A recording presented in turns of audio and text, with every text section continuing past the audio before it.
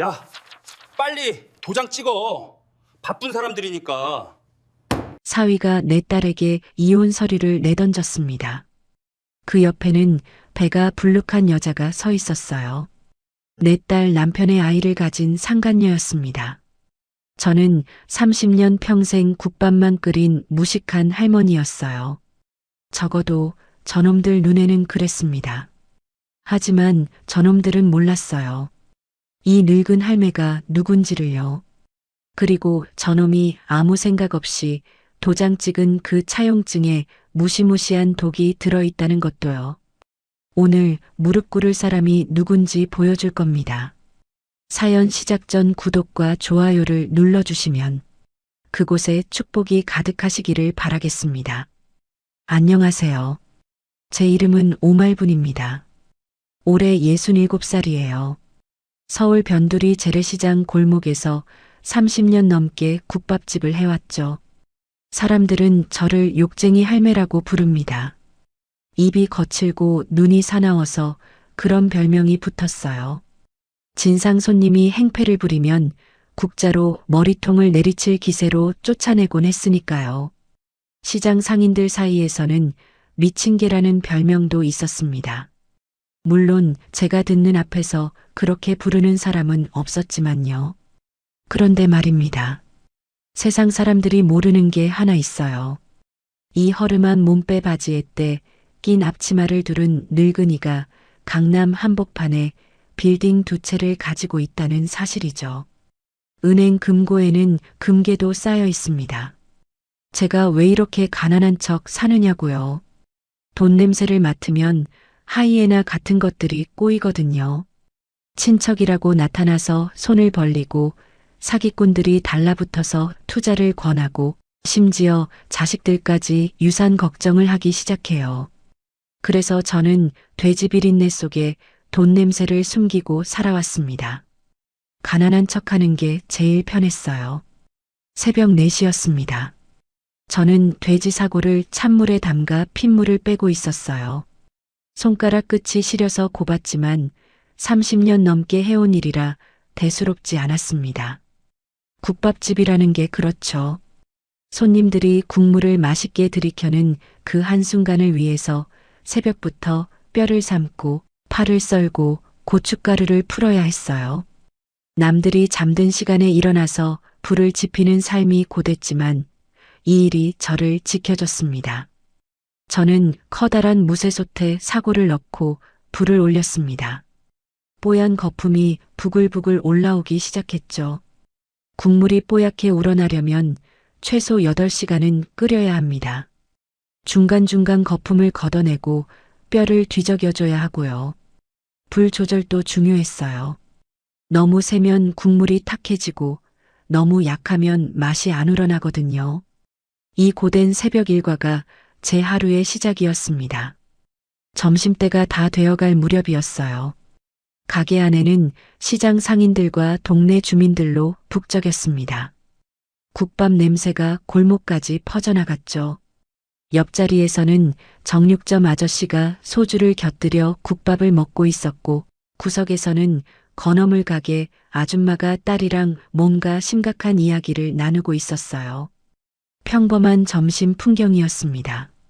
그때 좁은 시장 골목 사이로 번쩍이는 검은색 고급 세단 한 대가 비집고 들어왔습니다. 경적을 빵빵 울리면서요. 리어카를 끌던 할아버지가 황급히 비켜섰고 채소를 고르던 아줌마들이 인상을 찌푸렸어요. 이 좁은 시장 골목에 저런 차가 들어오다니요. 바퀴에 시장 오물이 튀었고 차에서 내린 남자는 노골적으로 인상을 찌푸렸습니다. 구두에 뭔가 묻었는지 발을 털면서 역겨운 표정을 지었어요. 마치 더러운 곳에 발을 들인 게 불쾌하다는 듯이요. 사위 도영이었습니다. 저는 속으로 한숨을 쉬었어요. 저놈이 올 때마다 좋은 일이 없었거든요. 평소에는 이 냄새나는 시장통에 발도 들이지 않는 놈이 찾아왔다는 건 뭔가 속셈이 있다는 뜻이었죠. 명절에도 코빼기 안 비추던 놈이었습니다. 양복 차림의 도영은 가게 안으로 들어오자마자 의자를 물티슈로 벅벅 닦기 시작했습니다. 앞치마도 2개나 두르더군요. 국물이 양복에 튈까봐 그러는 거였어요. 테이블 위에 반찬 그릇들도 손가락으로 밀어내면서 자리를 만들었습니다. 깍두기 그릇을 치우고 젓가락통을 옆으로 밀고 마치 더러운 것을 치우듯이요. 옆 테이블 손님들이 수군거리기 시작했어요. 속이 구린 놈들이 겁만 닦는다더니 딱 저 꼴이었습니다. 저는 국자를 내려놓고 앞치마에 손을 쓱쓱 닦으며 도영 앞으로 갔어요. 장모님, 무릎은 좀 어떠세요? 요즘 날이 추워서 관절이 쑤시실 텐데. 도영이 가식적인 미소를 지으며 물었습니다. 평소에는 안부 전화 한 통 없던 놈이 갑자기 건강 걱정이라니요. 저는 일부러 허리를 움켜쥐며 아픈 척했어요. 얼굴도 더 늙어 보이게 찡그렸죠. 눈도 침침한 척 가늘게 떴습니다. 아이고, 이 나이에 뭐가 성하겠냐.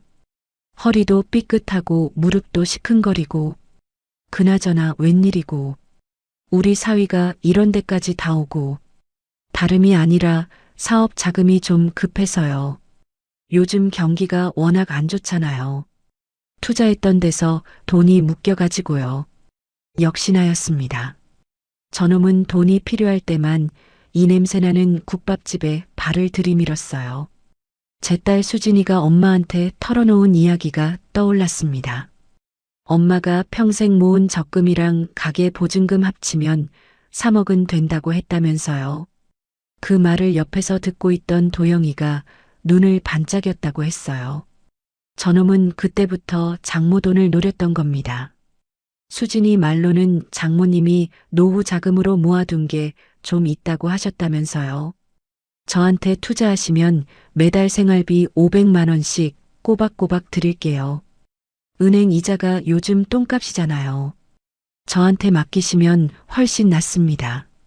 전형적인 사기꾼의 멘트였습니다. 저는 이미 저놈의 견적이 다 나와 있었어요. 사업이 기울어서 빚더미에 앉아 있다는 것, 도박에 손을 대서 돈을 말아먹고 있다는 것. 그런 건 제가 아는 사람을 통해 다 파악해둔 상태였죠. 강원랜드 카지노 VIP 룸을 드나든다는 것까지요. 저놈이 벌어들인 돈은 전부 도박판에서 날아갔고 회사 돈까지 손을 대기 시작했다는 것도 알고 있었습니다. 하지만 저는 겁먹은 노인 연기를 시작했습니다. 손을 부들부들 떨면서 말했어요. 눈도 일부러 불안하게 굴렸죠. 목소리도 가늘게 떨리는 척했습니다.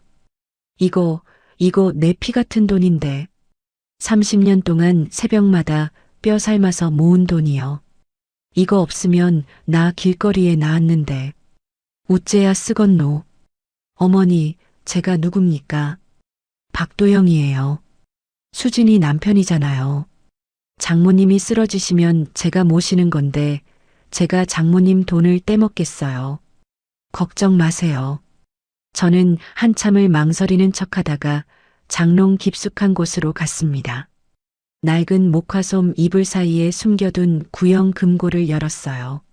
녹이 쓴 금고 문이 삐걱거리며 열렸습니다. 안에는 현금 다발이 빼곡하게 쌓여 있었어요. 고무줄로 묶인 10,000원짜리 뭉치들이 켜켜이 쌓인 모습을 보고 도영의 눈이 휘둥그레졌습니다. 동공이 풀리더니 침을 꿀깍 삼키는 소리가 제 귀에까지 들렸어요. 탐욕스러운 놈이었습니다. 눈빛이 완전히 달라졌어요. 마치 굶주린 늑대가 고깃덩이를 발견한 것처럼요. 손가락이 실룩거리는 게 당장이라도 돈다발을 움켜쥐고 싶은 모양이었습니다. 저는 꼬깃꼬깃하게 접어둔 서류 한 장을 꺼냈습니다. 일부러 촌스럽게 접어둔 거였어요. 무식한 노인네가 대충 보관한 것처럼 보이게요. 옆집 김 씨가 그러는데 돈거래는 종이라도 한 장 써야 한다더라. 동네 변호사 영감님이 써준 건데 이거라도 써야 돈 준대. 나도 뭔 소린지 모르겠는데 김 씨가 하도 그러길래. 도영은 서류를 받아들고 대충 훑어보더니 코웃음을 쳤습니다. 깨알 같은 글씨로 빽빽하게 적힌 약관은 읽지도 않았어요. 첫 페이지에 적힌 3억이라는 금액만 확인하고는 바로 펜을 집어들었죠. 무식한 장모가 무슨 함정을 팔 수 있겠냐는 표정이 역력했습니다. 장모님, 이런 종이 쪼가리 없어도 갚아요. 저 박도영이에요. 서울대 나온 박도영이라고요. 걱정 마세요. 바보 같은 놈이었습니다. 그 서류에는 제가 심어둔 독이 들어 있었어요. 이자가 하루만 밀려도 원금 전액을 즉시 갚아야 한다는 기한이익 상실 조항, 돈을 못 갚으면 회사 주식 51%를 저한테 넘겨야 한다는 담보 조항, 그리고 연대보증 조항까지. 대한민국 최고 로펌 변호사한테 500만 원을 주고 만든 완벽한 덫이었습니다. 저는 한 가지를 더 요구했어요. 이게 핵심이었습니다. 변호사 영감님이 이거 공증 안 받으면 돈 주지 말라더라. 나도 잘 모르겠는데 그냥 형식적인 거라니까 한번 가보자고. 도영은 귀찮다는 표정을 지었지만 어쩔 수 없이 따라왔습니다. 3억이 눈앞에 있는데 공증쯤이야 대수겠어요. 공증사무소에서 서류에 도장을 찍을 때 저는 도영에게 물었어요. 눈을 똑바로 쳐다보면서요. 자네, 이 도장이 얼마나 무서운 건지 알지? 목숨 줄인겨. 예, 알겠습니다. 형식적인 거잖아요. 빨리 합시다. 도영은 건성으로 대답하며 인감 도장을 꾹 찍었습니다. 저 도장 하나가 저놈의 목을 조를 줄도 모르고 말이에요. 공증이 끝나면 재판 없이도 바로 재산을 압류할 수 있다는 걸 저놈은 까맣게 몰랐던 겁니다. 서울대 나왔다면서 이런 것도 모르다니요. 돈이 입금되자마자 도영의 태도가 싹 달라졌습니다. 아까까지 장모님 하던 입에서는 인사도 제대로 안 나왔어요. 바빠서 가보겠습니다. 다음에 식사 대접할게요. 국밥은 한 숟가락도 안 뜨고 가게를 나갔어요. 고급 세단이 경적을 울리며 시장 골목을 빠져나가는 걸 보면서 저는 조용히 웃었습니다. 등 뒤로 사라지는 차를 바라보며 속으로 생각했어요. 그래, 어서 가라. 그 돈으로 도박이나 실컷 해라. 빚구덩이에 더 깊이 빠져라. 저는 도영이 앉았던 자리에 소금을 뿌리려다 말았어요. 아직은 아니었습니다. 대신 공증받은 서류를 금고 가장 안전한 곳에 넣었죠. 이 종이 한 장이 저놈의 인생을 끝장낼 무기가 될 겁니다. 언젠가 제가 이주를 당기는 날 저놈은 알거지가 될 거예요. 지옥행 티켓 끊었네. 우리 사위. 잘 가라. 저는 혼자 중얼거렸습니다. 3억이 아깝지 않았어요. 저건 미끼였으니까요. 저놈이 물고 튀면 튈수록 낚싯바늘은 더 깊이 박힐 겁니다. 솥 안에 국물이 뽀얗게 우러나고 있었습니다. 저는 국자로 거품을 걷어내며 생각했어요. 복수는 이 국밥처럼 천천히 우려내야 제맛이라고요. 아직 때가 아니었습니다. 조금만 더 기다리면 됩니다. 사위한테 돈을 빌려준 지 열흘쯤 지났을 때였습니다. 이상한 일이 생기기 시작했어요. 딸 수진이한테 전화를 해도 받지 않았습니다. 카톡을 보내도 답이 없었어요. 평소 같으면 하루에 한 번은 꼭 안부 전화를 하던 애였거든요. 엄마 밥은 먹었어. 엄마 허리는 안 아파. 엄마 오늘 뭐 했어. 이런 잔소리를 꼭 했었는데 갑자기 뚝 끊겼습니다. 불안한 마음에 사돈댁에 전화를 걸었어요. 안사돈이 받더군요. 목소리가 차가웠습니다. 수진이요. 여행 갔어요. 바빠서 끊을게요. 뚝. 그게 끝이었습니다. 무슨 여행을 갔다는 건지, 언제 돌아온다는 건지, 어디로 갔다는 건지 아무 말도 없었어요. 다시 전화를 걸었지만 받지 않았습니다. 10번을 넘게 걸었는데 전부 무시당했어요. 뭔가 심상치 않았습니다. 속이 뒤집어지는 것 같았어요. 그날 밤 저는 이상한 꿈을 꿨습니다. 돌아가신 영감이 나왔어요. 15년 전에 세상을 떠난 제 남편이었습니다. 영감이 아무 말 없이 저를 쳐다보는데 두 눈에서 피눈물이 줄줄 흘러내렸습니다. 뭔가 말을 하려는 것 같은데 입이 열리질 않았어요. 그냥 피눈물만 흘리면서 저를 바라봤습니다. 저는 소스라치게 놀라서 깼어요. 식은땀이 등줄기를 타고 흘렀습니다. 가슴이 쿵쾅거려서 한참을 진정할 수가 없었어요. 시계를 보니 새벽 3시였습니다. 다음 날 아침 설거지를 하다가 그릇을 깼습니다. 손에서 미끄러진 게 아니었어요. 멀쩡히 잡고 있던 그릇이 갑자기 두 쪽으로 쩍 갈라졌습니다. 깨진 그릇 조각이 싱크대 안에서 쨍그랑 소리를 냈어요. 소름이 돋았습니다. 이건 분명 흉조였어요. 어머니가 살아계실 때 늘 말씀하셨죠. 그릇이 저절로 깨지면 집안에 큰일이 생긴다고요. 뭔가 큰일이 터질 징조였습니다. 그리고 그날 밤이었습니다. 폭우가 쏟아지고 있었어요. 천둥 번개가 치고 빗줄기가 창문을 때렸습니다. 하늘이 갈라지는 것 같은 번개가 번쩍거렸어요. 저는 가게 마감을 끝내고 셔터를 내리고 있었습니다. 빗소리가 너무 커서 아무 소리도 들리지 않았어요. 그때 누군가 문을 두드리는 소리가 들렸습니다. 처음에는 빗소리인 줄 알았어요. 그런데 다시 들렸습니다. 분명히 문을 두드리는 소리였어요. 쿵, 쿵, 쿵. 규칙적인 노크 소리가 아니라 힘없이 문에 기대어 치는 소리였습니다. 그리고 희미하게 신음소리 같은 게 섞여 있었어요. 저는 조심스럽게 셔터를 조금 올렸어요. 손전등을 비췄습니다. 그리고 심장이 멎는 줄 알았습니다.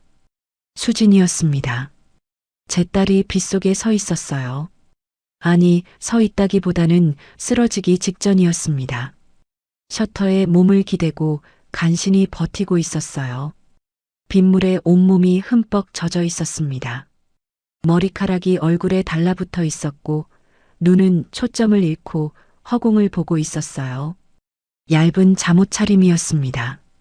실내에서 입는 반팔 잠옷이었어요. 맨발이었습니다. 신발 한 짝이 벗겨진 게 아니라 아예 신발을 신지 않은 채였어요.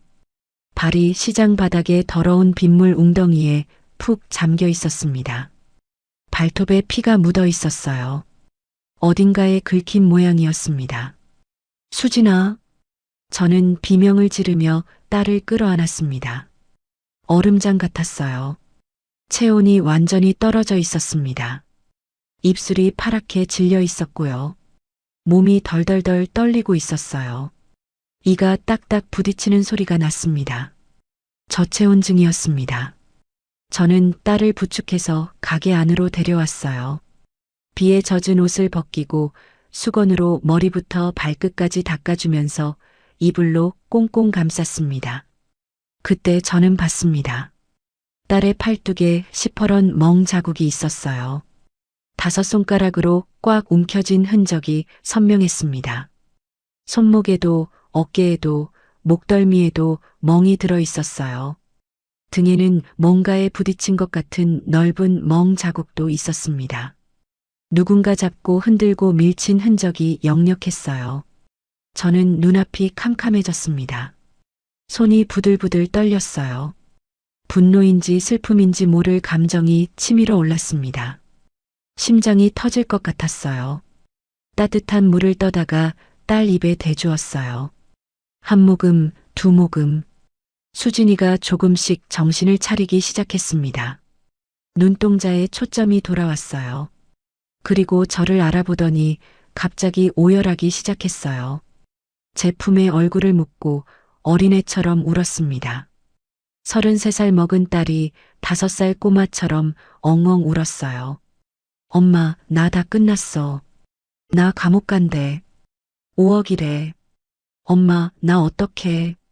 무슨 소린지 알아들을 수가 없었습니다. 감옥이라니요. 5억이라니요. 저는 딸을 달래면서 천천히 물었어요. 목소리가 떨리지 않게 애를 썼습니다. 수진아, 천천히 말해봐. 무슨 일이야? 누가 그랬어? 수진이가 끊어지는 목소리로 말하기 시작했습니다.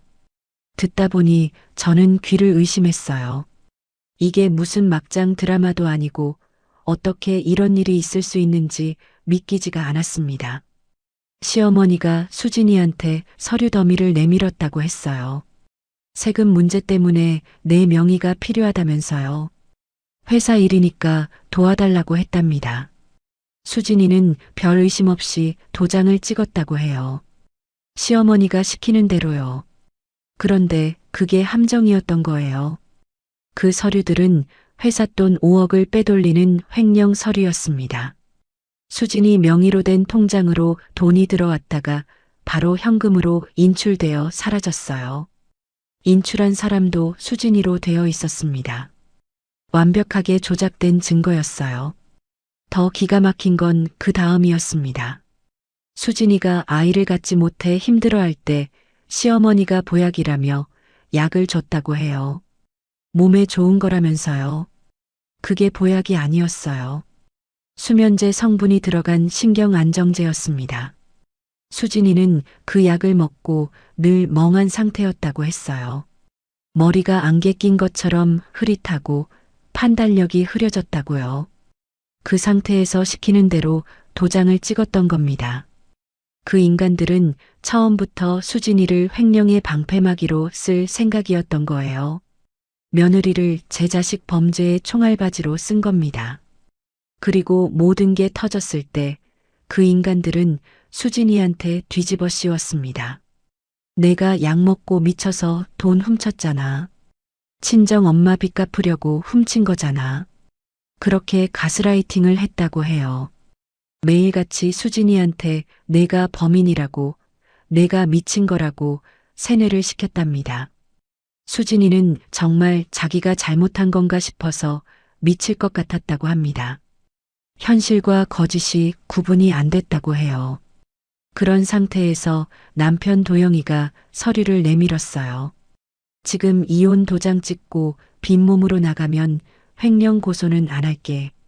안 그러면 넌 콩밥 먹고 내 친정 엄마 가게도 압류당해. 협박이었습니다. 수진이가 엄마한테 먼저 물어보겠다고 했더니 시어머니가 머리채를 잡고 현관 밖으로 내동댕이 쳤다고 해요. 대리석 바닥에 등이 부딪혔다고 했습니다. 그래서 등에 그렇게 큰 멍이 든 거였어요. 문이 닫히고 비밀번호가 바로 바뀌었습니다. 잠옷바람에 맨발로 쫓겨난 거예요. 지갑도 없고 핸드폰도 없이요. 아무것도 없이 빗속으로 내던져진 겁니다. 저는 딸의 이야기를 들으면서 눈앞이 빨갛게 물드는 걸 느꼈습니다. 손톱이 손바닥에 파고들 정도로 주먹을 꽉 쥐었어요. 이가 갈렸습니다. 내 딸을, 내가 뱃속에 10달을 품고 낳은 내 새끼를 저렇게 망가뜨려 놓다니요. 약을 먹여서 정신을 흐리게 하고 범죄자로 만들고 쫓아냈습니다. 신발도 없이 지갑도 없이 빗속에 내던졌어요. 짐승도 이러지는 않습니다. 당장 부엌으로 가서 식칼을 들고 그 집에 쳐들어가고 싶었어요. 그놈들 목을 따버리고 싶었습니다. 30년 넘게 칼을 잡아온 손이에요. 돼지뼈를 바르고 살을 저미는 건 제 특기였습니다. 사람 뼈라고 다를 게 있겠어요. 하지만 저는 이를 악물고 참았어요. 칼로 찌르면 저만 감옥에 가고 저놈들은 오히려 피해자 코스프레를 하겠죠. 그건 안 됩니다. 법으로 죽여야 해요. 저놈들이 다시는 일어서지 못하게 완전히 짓밟아야 합니다. 사회적으로 매장시켜야 해요. 저는 수진이를 위해 밥을 지었습니다. 갓 지은 쌀밥에 맑은 콩나물국을 끓였어요. 아무것도 못 먹었을 딸이 걱정되었거든요. 밥상을 차려서 딸 앞에 놓았습니다. 먹어라. 밥 먹어야 힘이 나지. 수진이가 숟가락을 들었지만 밥알을 넘기지 못했어요. 목이 메어서 삼킬 수가 없는 거였습니다. 눈물이 밥그릇 위로 뚝뚝 떨어졌어요. 밥알 위에 눈물이 떨어지는 모습이 너무 서러웠습니다. 엄마 말 듣고 그놈한테 시집가지 말걸. 내가 바보야. 나 죽고 싶어. 수진이가 갑자기 밥상을 밀치고 부엌으로 뛰어갔습니다. 저는 직감적으로 알았어요. 칼을 잡으려는 거였습니다. 저는 죽으림을 다해 딸을 붙잡았어요. 둘이 엉켜서 바닥에 나뒹굴었습니다. 수진아, 안 돼. 절대 안 돼. 저는 딸을 꽉 끌어안고 같이 울었습니다. 딸의 몸이 떨리고 있었어요. 저도 떨리고 있었습니다. 바닥이 차가웠지만 느껴지지 않았어요. 그렇게 한참을 바닥에서 엉켜 울었습니다. 딸의 심장 소리가 제 가슴에 전해졌어요. 살아있어서 다행이라고, 그것만으로도 감사하다고 생각했습니다. 수진이가 약 기운에 지쳐서 잠이 들었습니다. 저는 스마트폰을 꺼내서 딸의 멍자국을 하나하나 사진으로 찍었어요. 팔뚝, 손목, 어깨, 목덜미 등 전부 찍었습니다. 손이 떨렸지만 또렷하게 찍었어요. 이건 증거였습니다. 언젠가 법정에서 저놈들 목을 조를 때 쓸 무기였어요. 저는 잠든 딸의 머리칼을 쓸어 넘겨주며 맹세했어요. 내 딸 눈에서 눈물 뺀 놈들, 뼛속까지 갈아 마셔주마. 두고 봐라. 창밖에서는 여전히 비가 쏟아지고 있었습니다. 이제 전쟁이 시작된 거였습니다. 다음 날 저는 변호사를 찾아갔습니다. 시장 근처에 있는 작은 법률사무소였어요. 수진이 상황을 설명하고 어떻게 해야 하는지 물었습니다. 변호사는 서류들을 한참 들여다보더니 고개를 저었어요. 어머니, 솔직히 말씀드릴게요. 증거가 너무 완벽하게 조작되어 있어요. 따님 명의 통장으로 돈이 들어왔고 따님이 직접 인출한 것으로 되어 있습니다. 인출 당시 CCTV 영상까지 있다고 하더군요. 거기다 따님 정신과 진료 기록까지 있어요. 상대 측에서 정신 이상으로 인한 횡령이라고 주장하면 반박하기가 쉽지 않습니다. 저는 가슴이 철렁 내려앉았습니다. CCTV까지 있다니요. 수진이가 약에 취해서 몽롱한 상태로 은행에 갔던 모양이었어요. 시어머니가 옆에서 시키는 대로 했겠죠. 그럼 어떻게 해야 합니까? 합의가 최선입니다. 상대 측이 원하는 대로 이혼하고 고소를 취하해달라고 사정하는 수밖에요. 저는 주먹을 꽉 쥐었습니다. 이게 법이라는 겁니까? 억울한 사람이 무릎을 꿇어야 한다는 겁니까? 변호사 사무실을 나오면서 저는 이 길로는 안 되겠다고 생각했어요. 다른 방법을 찾아야 했습니다. 저는 국밥집으로 돌아와서 전화를 걸었습니다. 단골 손님 중에 곽 씨라는 사람이 있었어요. 62살 먹은 아저씨인데 예전에 경찰에서 지능범죄수사대에 있다가 퇴직하고 지금은 흥신소를 운영하고 있었습니다. 저한테는 늘 국밥 곱빼기에 소주 한 잔을 시키던 단골이었어요. 곽 사장, 나 말분이요. 급한 일이 있어서 그러는데 가게로 좀 와줘. 1시간쯤 지나서 곽 사장이 왔습니다. 저는 가게 뒷방으로 그를 데려갔어요. 문을 닫고 두툼한 봉투를 내밀었습니다. 안에는 수표가 들어 있었어요. 이게 뭡니까, 할매? 우리 사위 있잖아. 박도영이라고. 그놈 뒷조사 좀 해줘. 금융거래 내역, 동선, 만나는 사람들, 회사 법인카드 쓴 내역. 싹 다 캐와. 내 연녀가 있는 것 같은데 그것도 알아봐줘.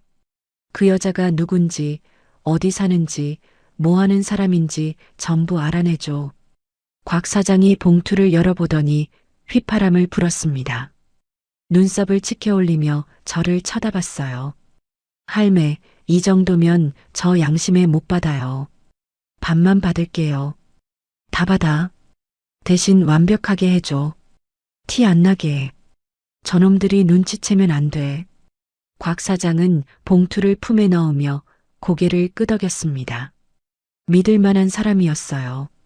경찰 시절에도 뇌물 한 번 안 받은 깨끗한 사람이라고 소문이 나 있었거든요. 조력자는 구했습니다. 이제 적을 방심하게 만들 차례였어요. 저는 장롱에서 가장 낡은 옷을 꺼냈습니다. 색이 바랜 몸빼 바지에 올이 나간 낡은 카디건이었어요. 일부러 단추도 하나 떨어진 걸로 골랐습니다. 시장에서 가장 싸구려 과일을 담은 바구니를 들었어요. 사과 몇 개에 귤 몇 개. 전부 합쳐서 10,000원도 안 되는 것들이었습니다. 거울을 보니 영락없는 가난한 시골 노인네였어요. 완벽했습니다. 저는 사돈댁으로 향했습니다. 강남의 고급 빌라 단지였어요. 지하철을 타고 버스를 갈아타서 1시간 반이 넘게 걸렸습니다. 일부러 택시를 안 탔어요. 가난하게 보여야 했으니까요. 빌라 단지 입구에 도착하니 경비실이 있었습니다. 번쩍번쩍한 건물들 사이로 잘 가꿔진 정원이 보였어요. 여기 사는 사람들은 세상 걱정 없이 살겠구나 싶었습니다. 대문 앞에 서니까 경비원이 막아섰습니다. 저를 위아래로 훑어보더니 눈살을 찌푸렸어요. 어디서 오셨어요? 박도영 씨 장모입니다. 사돈 좀 뵈러 왔어요. 경비원이 인터폰으로 연락을 했어요. 한참을 기다렸습니다. 대답이 없었어요. 저는 일부러 큰 소리로 말했습니다. 수진이 엄마예요. 제발 한 번만 뵙게 해주세요. 여기서 안 갈 거예요. 주변에서 사람들이 쳐다보기 시작했어요. 그제야 인터폰에서 짜증 섞인 목소리가 들렸습니다. 들어오세요. 대문이 열렸습니다. 저는 고개를 숙이고 들어갔어요. 현관문이 열리자 도우미가 나왔습니다. 집 안으로 들어가니 거실이 나왔어요. 50평은 넘어 보이는 넓은 공간이었습니다. 대리석 바닥에 값비싼 가구들이 놓여 있었어요. 벽에는 큰 그림이 걸려 있었고 유리장 안에는 도자기들이 진열되어 있었습니다. 안사돈이 소파에 앉아 있었습니다. 다리를 꼬고 앉아서 저를 쳐다보지도 않았어요. 무릎 위에는 작은 강아지가 앉아 있었습니다. 안사돈은 그 강아지한테 최고급 육포를 먹이고 있었어요. 개한테 먹이는 육포가 저 시장에서 파는 것보다 비싸 보였습니다. 저는 거실 한가운데 섰습니다. 안사돈이 여전히 저를 안 쳐다봤어요. 저는 이를 악물고 무릎을 꿇었습니다. 차가운 대리석 바닥이 무릎뼈에 닿았어요. 아팠지만 참았습니다. 사부인, 우리 수진이가 정말 그럴 리가 없습니다. 제가 교육을 잘못 시켜서 그렇습니다. 한 번만 용서해 주십시오. 안사돈이 그제야 저를 쳐다봤어요. 눈빛이 차가웠습니다. 입꼬리가 비틀어져 올라갔어요. 용서요. 우리 집 돈 5억을 훔쳐간 년을 용서하라고요. 사부인, 우리 수진이는 그런 애가 아닙니다. 뭔가 오해가 있는 겁니다. 안사돈이 테이블 위에 있던 찻잔을 들었습니다. 저는 혹시나 싶어서 고개를 숙였어요. 그 순간 차가운 물이 제 얼굴에 쏟아졌습니다. 눈에 물이 들어가서 따가웠어요. 물이 턱을 타고 흘러서 옷깃을 적셨습니다. 재수없게 어디서 거지 같은 게 들어와서 냄새를 풍겨. 시장 냄새 나니까 당장 나가. 딸년이나 애미나 돈에 환장해서 도둑질이나 하고. 콩 심은 데 콩나지. 저는 이를 악물었습니다.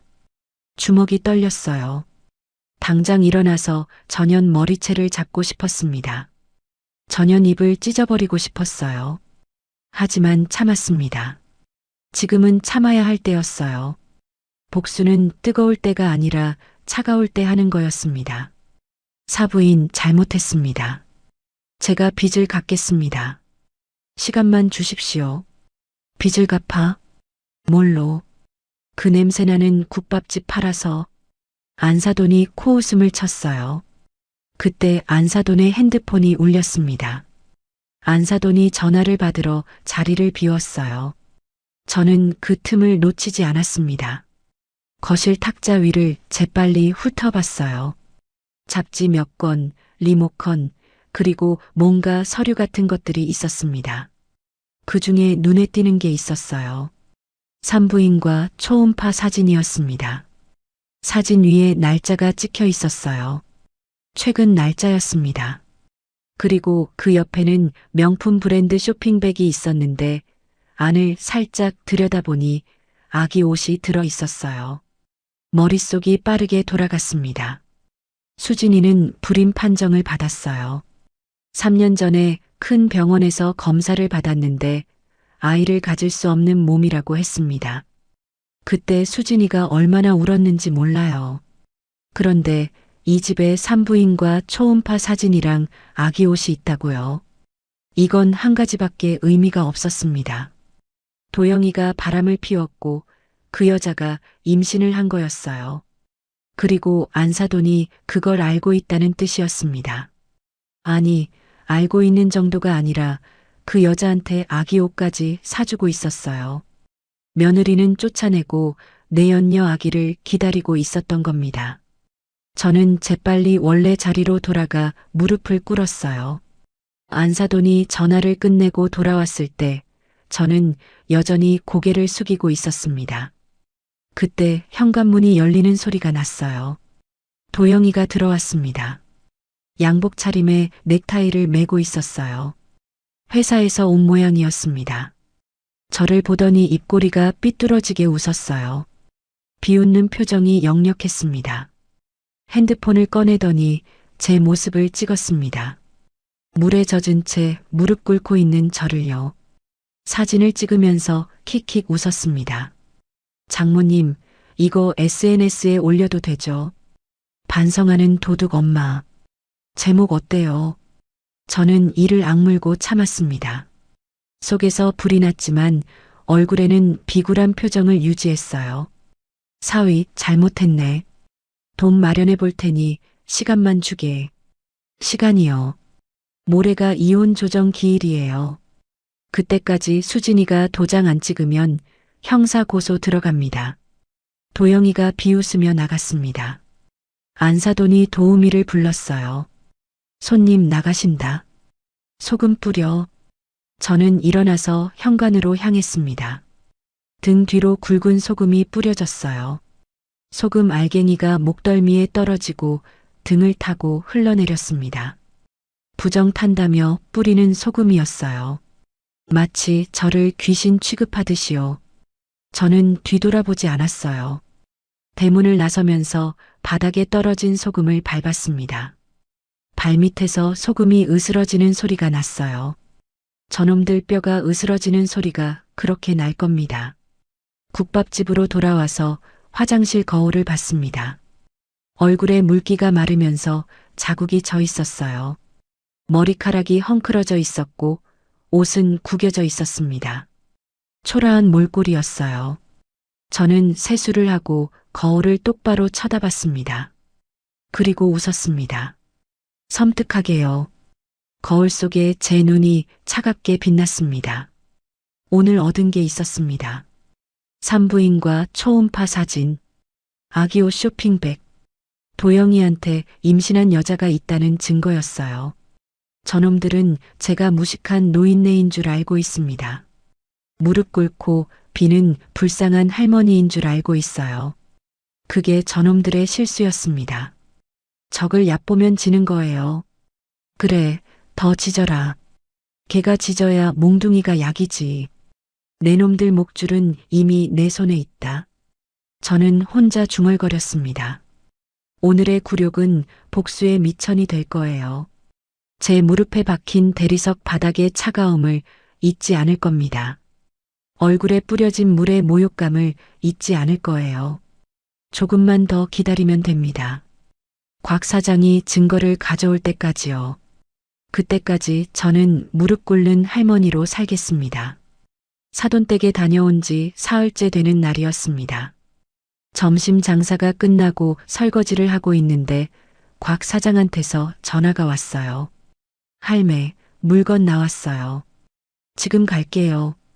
1시간쯤 지나서 곽 사장이 가게로 왔습니다.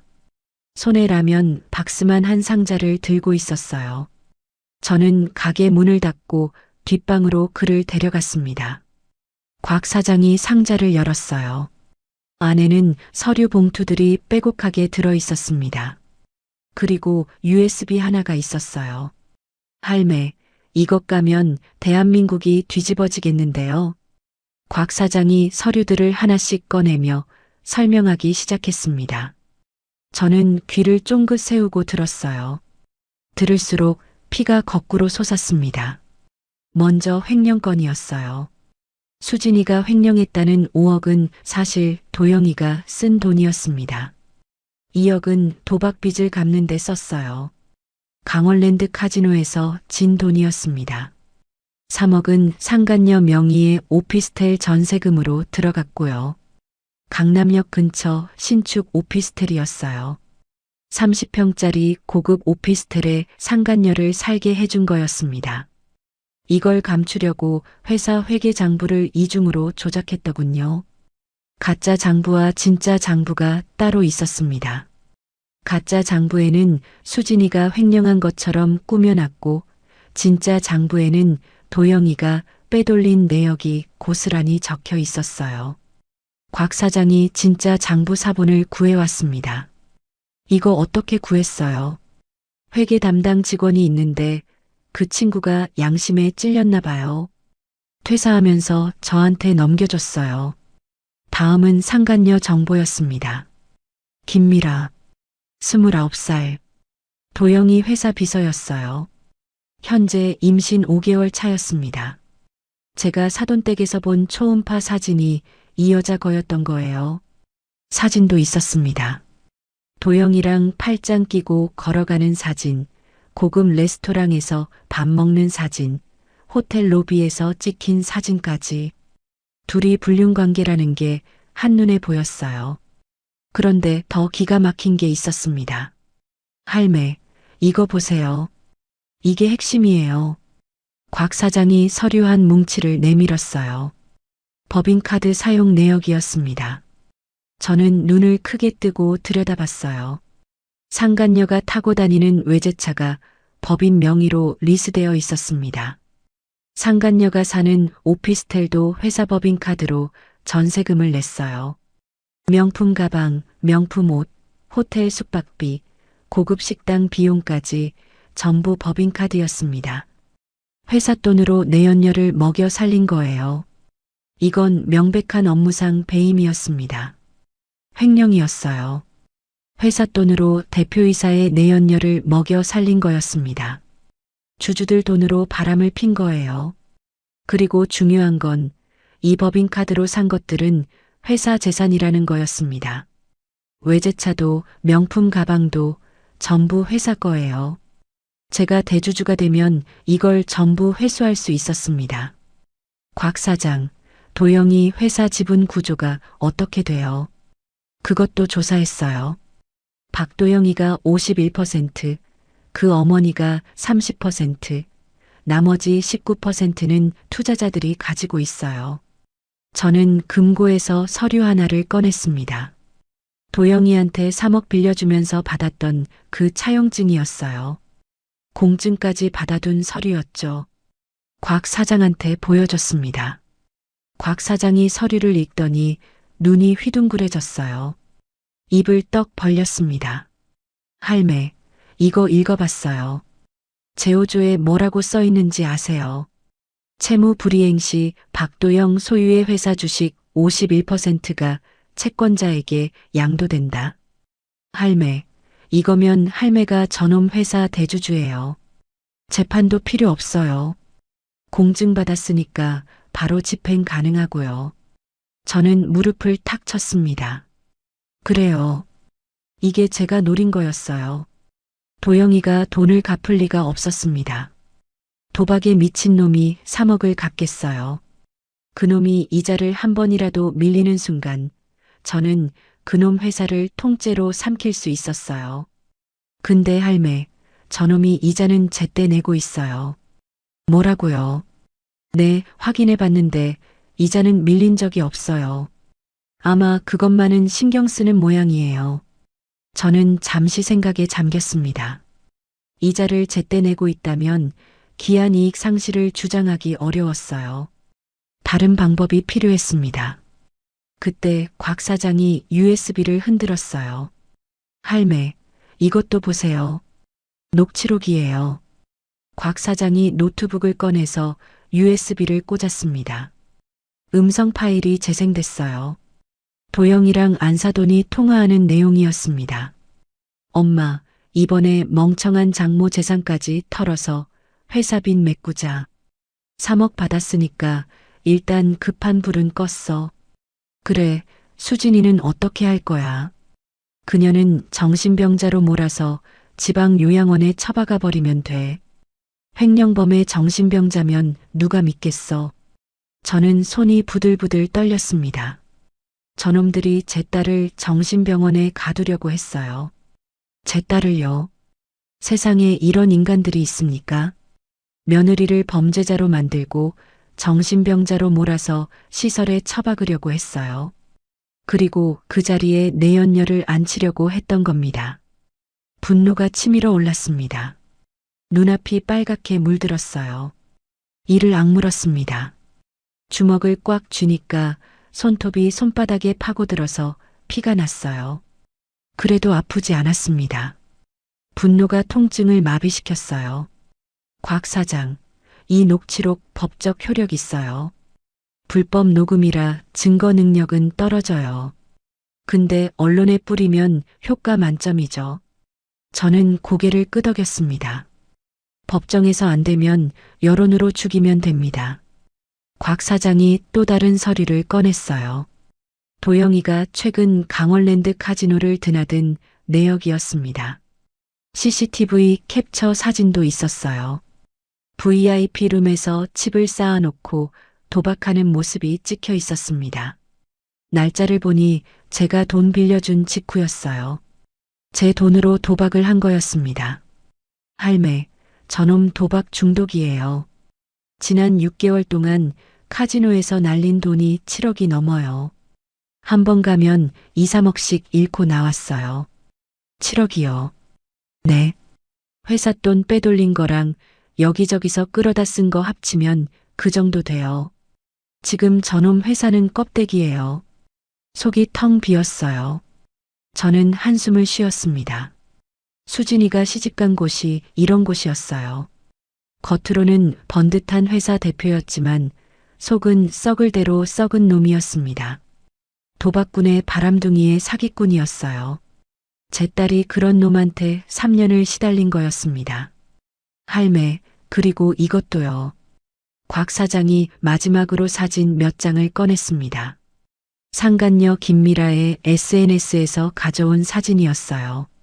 비공개 계정인데 어떻게 구했는지는 묻지 않았습니다. 곽 사장이 경찰 시절에 쌓아둔 인맥이 있겠지요. 사진을 보는 순간 저는 피가 거꾸로 솟았어요. 손이 덜덜 떨렸습니다. 사진 속에서 김미라가 수진이 시댁 안방 침대에 누워 있었습니다. 비단 이불을 덮고 셀카를 찍은 사진이었어요. 배경이 분명했습니다. 수진이가 예전에 저한테 보내준 사진에서 본 그 방이었거든요. 벽지 무늬, 커튼 색깔, 침대 헤드까지 똑같았어요. 그리고 다른 사진에서는 김미라가 금목걸이를 하고 있었는데 저는 그 목걸이를 알아봤습니다. 수진이 결혼 예물이었어요. 제가 딸 시집 보내면서 해준 금목걸이였습니다. 금방 200만 원이 넘는 거였어요. 전현이 우리 수진이 예물을 차고 있어요. 네. 시어머니가 며느리 물건 빼돌려서 전현한테 준 거예요. 저는 눈을 감았습니다. 숨을 깊이 들이쉬었어요. 차분해져야 했습니다. 분노에 휩쓸리면 실수를 해요. 지금은 차갑게 계산해야 할 때였습니다. 저는 서류들을 정리하면서 머릿속으로 계획을 세웠습니다. 이혼 조정 기일이 이틀 뒤였어요. 그날이 도축일이 될 겁니다. 저놈들이 가장 방심하고 있을 때 저는 칼을 꽂을 거예요. 정확하게 심장에다가요. 저는 담당 세무사와 법무사에게 연락했습니다. 급하게 만나야 한다고 했어요. 주식량도 통지서, 대표이사 회의만, 채권 추심 서류, 가압류 신청서 같은 것들을 준비해 달라고 했습니다. 법적으로 완벽하게요. 빈틈없이 준비해야 했습니다. 저놈들이 빠져나갈 구멍을 만들면 안 됐어요. 그날 밤 저는 수진이를 불렀습니다. 가게 뒷방에 앉혀놓고 모든 걸 보여줬어요. 남편의 외도 증거 사진들, 상간녀와 찍은 다정한 사진들, 도박장 CCTV 캡처 사진, 법인카드 사용 내역서, 그리고 시댁이 수진이를 정신병원에 보내려 했다는 녹취록까지 전부 들려줬습니다. 수진이가 녹취록을 듣더니 처음에는 멍하니 있었습니다. 눈동자가 흔들렸어요. 입술이 파르르 떨렸습니다. 3년 동안 같이 산 남편이 자기를 정신병원에 쳐넣으려 했다는 걸 알게 된 거예요. 한참을 아무 말 없이 앉아 있었습니다. 그러다가 갑자기 눈물을 닦았어요. 손등으로 눈물을 벅벅 닦아냈습니다. 눈빛이 달라졌어요. 아까까지의 슬픔이 사라지고 그 자리에 분노가 차올랐습니다. 축 처져 있던 어깨가 펴졌어요. 엄마, 나 이대로 안 죽어. 저것들 죽는 꼴 보고 죽을 거야. 수진이가 이를 악물고 말했습니다. 목소리가 떨리지 않았어요. 눈에 눈물 대신 불꽃이 타오르고 있었습니다. 제 딸이 드디어 깨어난 거였어요. 더 이상 우는 피해자가 아니었습니다. 이제 같이 싸울 전사가 된 거예요. 3년 동안 당하기만 했던 딸이 드디어 이빨을 드러냈습니다. 저는 수진이 손을 꼭 잡았습니다. 딸의 손이 차가웠지만 힘이 들어가 있었어요. 그래, 같이 싸우자. 이틀 뒤에 끝장을 내자. 저놈들이 너한테 한 짓 100배로 갚아주자. 창밖으로 달이 떠 있었습니다. 보름달이었어요. 저는 책상 서랍에서 만년필을 꺼내 잉크를 채우며 생각했습니다. 이틀 뒤면 저놈들은 이 잉크보다 더 검은 눈물을 흘리게 될 거라고요. 아니, 피눈물을 흘리게 될 거예요. 제 딸이 흘린 눈물의 100배, 1000배를 흘리게 만들어주겠습니다. 이혼 조정 기일 전날이었습니다. 점심 장사가 한창이었어요. 가게 안에는 시장 상인들과 동네 주민들로 북적였습니다. 국밥 냄새가 자욱하게 퍼져 있었고 손님들의 수다 소리가 왁자지껄했어요. 정육점 아저씨는 늘 먹던 자리에서 국밥에 소주를 곁들이고 있었고 건어물 가게 아줌마는 딸이랑 같이 와서 점심을 먹고 있었습니다. 수진이가 앞치마를 두르고 서빙을 돕고 있었습니다. 며칠 전보다 눈빛이 살아 있었어요. 복수를 앞두고 힘을 얻은 모양이었습니다. 손님들한테 국밥을 나르면서 간간히 저를 쳐다봤어요. 저도 눈빛으로 대답했습니다. 괜찮다. 내일이면 다 끝난다. 라고요. 그때였습니다. 가게 문이 벌컥 열렸어요. 아니, 열린 게 아니라 박차고 들어왔습니다. 유리문이 쩌렁쩌렁 울렸어요. 손님들이 놀라서 고개를 돌렸습니다. 도영이었습니다. 그리고 그 옆에는 만삭의 배를 드러낸 여자가 서 있었어요. 상간녀 김미라였습니다. 사진으로만 보던 얼굴이었는데 실물은 더 얄밉게 생겼더군요. 화장을 진하게 하고 명품 가방을 들고 있었습니다. 임신 5개월이라더니 배가 제법 불러 있었어요. 타이트한 원피스를 입어서 배가 더 도드라져 보였습니다.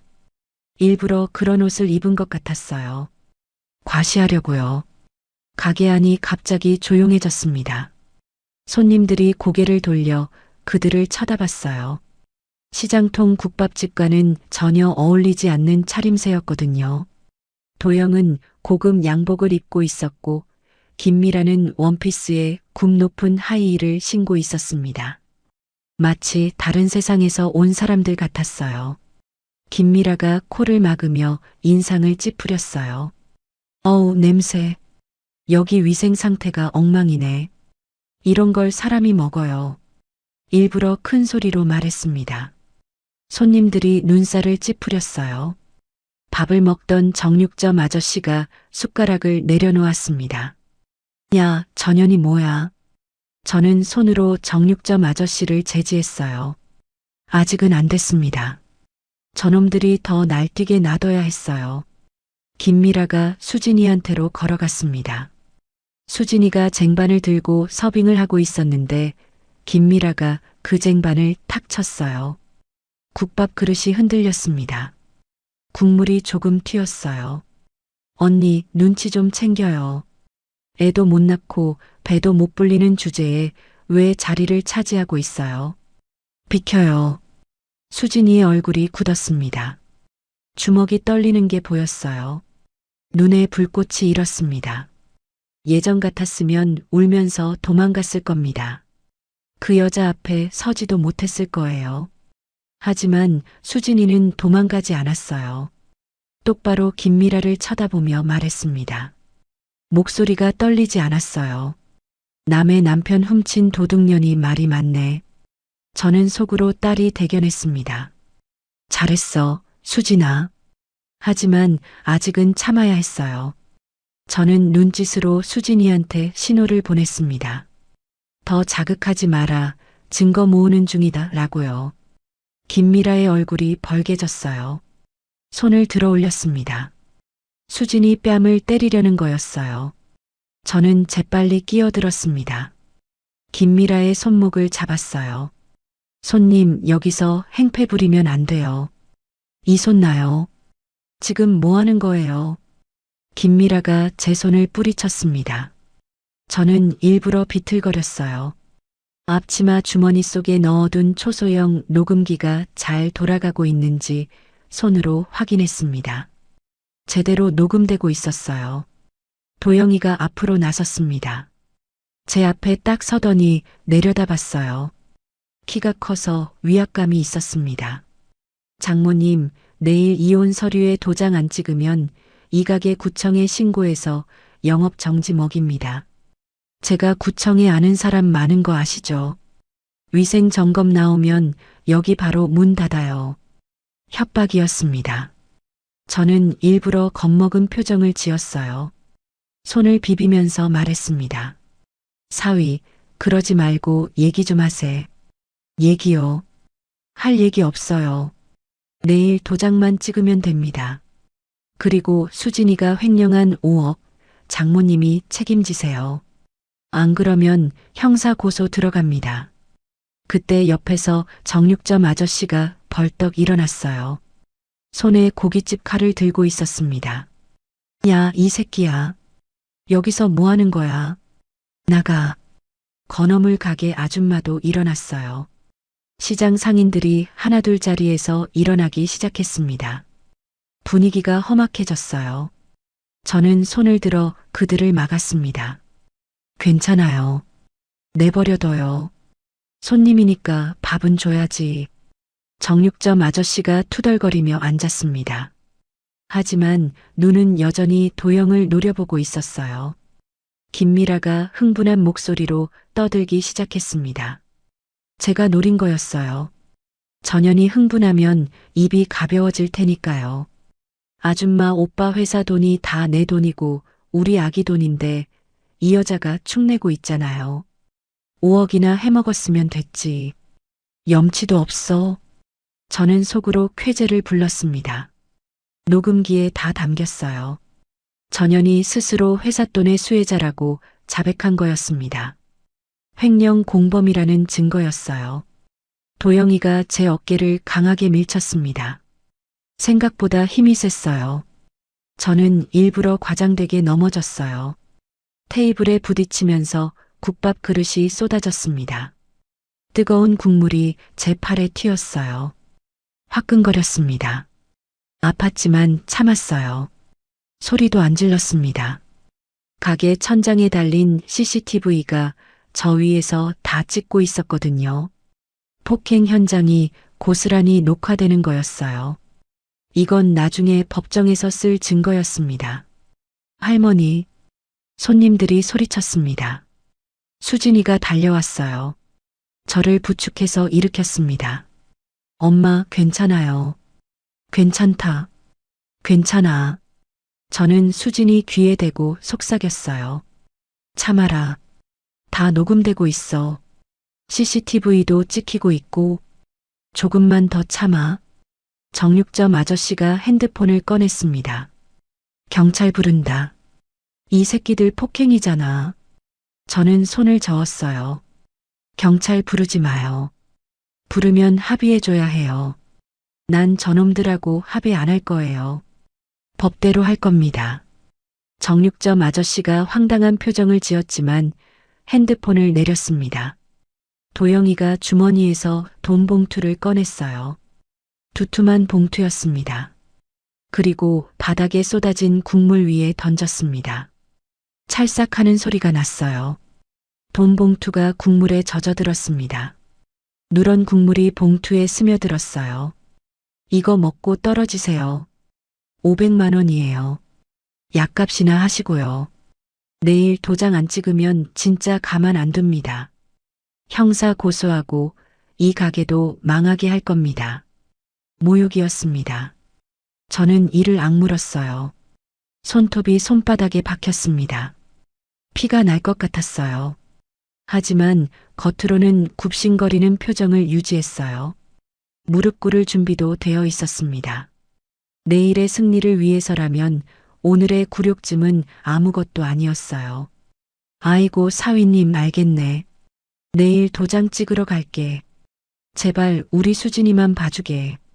저는 바닥에 엎드리듯이 몸을 숙였습니다. 그러면서 도영의 구두 옆에 손을 짚었어요. 손가락 사이에 끼워둔 초소형 위치 추적기를 구두 밑창에 살짝 붙였습니다. 도영은 눈치채지 못했어요. 도영과 김미라가 가게를 나갔습니다. 문을 세게 닫아서 유리가 덜컹거렸어요. 김미라가 뒤돌아보며 비웃듯이 말했어요. 냄새 빼요, 아줌마. 내일 봐요. 깔끔하게 정리합시다. 문이 닫혔습니다. 고급 세단이 시끄러운 경적을 울리며 시장 골목을 빠져나갔어요. 지나가는 사람들이 욕을 했지만 저놈들은 신경도 안 썼습니다. 세상이 다 제 것인 줄 아는 놈들이었어요. 저는 바닥에서 천천히 일어났습니다. 무릎이 아팠어요. 국물이 옷에 배어 있었습니다. 하지만 마음은 차분했어요. 아니, 오히려 기분이 좋았습니다. 저놈들이 스스로 무덤을 파줬거든요. 국물에 젖은 돈 봉투를 젓가락으로 집어서 쓰레기통에 버렸어요. 더러운 돈이었습니다. 저런 돈은 만지기도 싫었어요. 정육점 아저씨가 다가왔습니다. 할매, 괜찮아요. 저 새끼들 뭐야? 내가 칼 들고 쫓아갈까요? 괜찮아요. 고마워요. 저는 미소를 지었습니다.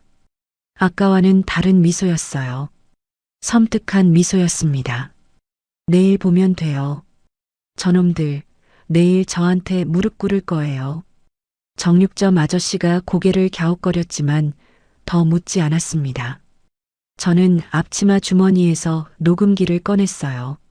작은 녹음기였지만 성능은 최고급이었습니다. 녹음이 완벽하게 되어 있었어요. 김미라가 회사 돈을 자기 돈이라고 떠든 것, 도영이가 가게를 신고하겠다고 협박한 것, 이혼 도장 안 찍으면 형사 고소하겠다고 협박한 것, 전부 녹음되어 있었습니다. CCTV에는 도영이가 저를 밀친 장면, 제가 넘어지는 장면, 국밥이 쏟아지는 장면이 찍혔을 거예요. 완벽한 증거였습니다. 저는 수진이를 불렀습니다. 수진아, 준비해라. 내일이 쇼타임이다. 수진이가 고개를 끄덕였어요.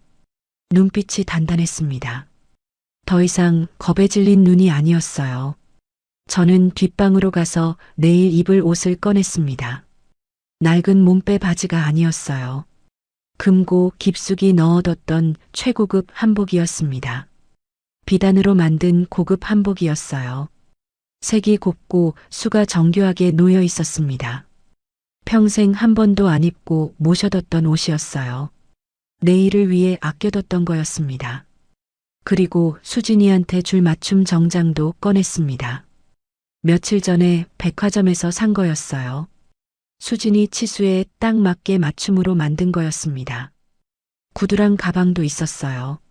전부 명품이었습니다. 내일은 가난한 국밥집 할머니가 아니라 강남 빌딩주로서 저놈들 앞에 설 겁니다. 저놈들이 깔보던 무식한 장모가 아니라 저놈 회사의 대주주로서 심판을 내릴 거예요. 그리고 저놈들을 완전히 짓밟을 겁니다. 저는 한복을 가슴에 안으며 혼자 중얼거렸습니다. 내일 보자. 그 웃음이 비명이 될 테니 기다려라, 이 도둑놈들아. 그날 밤이었습니다. 가게 문을 닫고 뒷방에서 내일 준비를 하고 있었어요. 서류들을 정리하고 변호사한테 받은 문서들을 다시 한번 확인했습니다. 기한이익 상실 통지서, 주식 양도 통지서, 대표이사 회의만. 전부 완벽하게 준비되어 있었어요. 그때 수진이가 방문을 열고 들어왔습니다. 얼굴이 창백했어요. 손에 가방을 들고 있었습니다. 짐을 싼 것 같았어요. 엄마, 나 가려고. 저는 손을 멈추고 수진이를 쳐다봤습니다. 어디 가려고? 그냥 어디든. 내일 안 갈래. 무서워. 저 사람들이 너무 무서워. 엄마까지 다칠까봐 겁나. 수진이의 눈에 눈물이 글썽였습니다. 어제까지만 해도 복수하겠다고 이를 악물던 애가 막상 하루 앞으로 다가오니까 겁이 난 모양이었어요. 다리가 후들거리는 게 보였습니다. 그냥 다 포기할래. 이혼이든 뭐든 저 사람들이 원하는 대로 해줄게.